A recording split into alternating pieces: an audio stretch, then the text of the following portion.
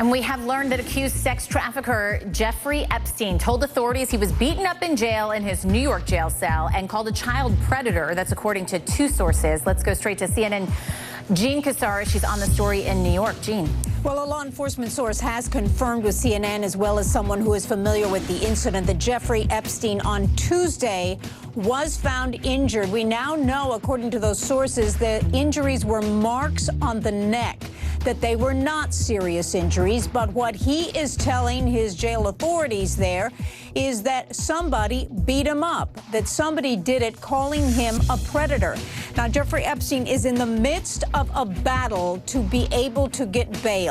His attorney put together a very novel bail package saying that he could live at home in his mansion in the Upper East Side of New York, along with armed security and a trustee from the court that would monitor to make sure he stays there.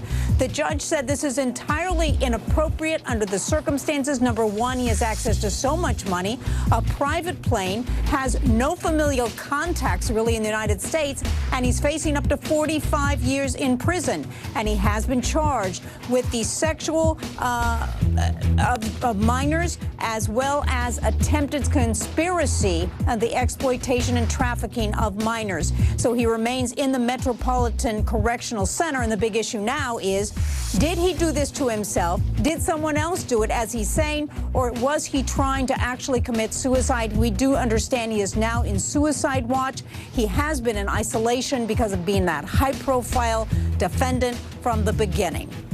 Jean Casares, thank you so much. And that is your afternoon rush. But we do want to dig a little deeper into Jeffrey Epstein's case, because he is there behind bars, denied bail because of that huge wealth. I want to bring in Ted Jenkins. He's the CEO and co-founder of Oxygen Financial. And a lot of people are asking, including Vanity Fair, who did this whole expose on where exactly did this money come from? What have you read about? Well, you know, some of the way that he made his money is he was a money manager. He did collect flat fees from billionaires to manage their money. But, Lynn, he took power of attorney.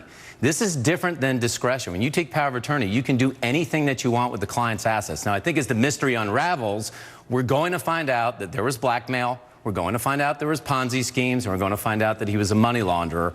But right now, he's saying he made his money basically off of fees from clients' assets. Yeah, it's a tremendous amount of money, if that's the case, which is why I know there's going to be more to it. What does this say about Wall Street in general? How often is it a facade of money?